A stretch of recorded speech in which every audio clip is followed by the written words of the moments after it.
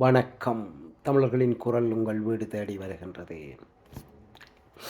அன்னை பூவதி, அதை தெரியாத தமிழர்கள் இல்லை என்றுதான் சொல்ல முடியும்.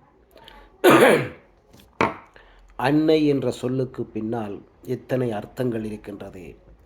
அன்னை பூவதி அம்மா அவருடைய செயற்பாடுகளை நினைத்தாலே அன்னை பூவதி என்று அவரை ஏன் அழைக்கின்றோம் என்று தமிழீழ மக்கள் அறிந்திருப்பார்கள்.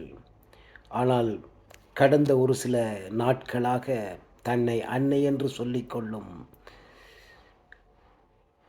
புருஷனை விலை கொடுத்து மற்றவருடைய புருஷனை விலை கொடுத்து வாங்கிய ஒரு டிக்டாக்கில் ஒரு பெண் சுழண்டு கொண்டிருக்கின்றார்.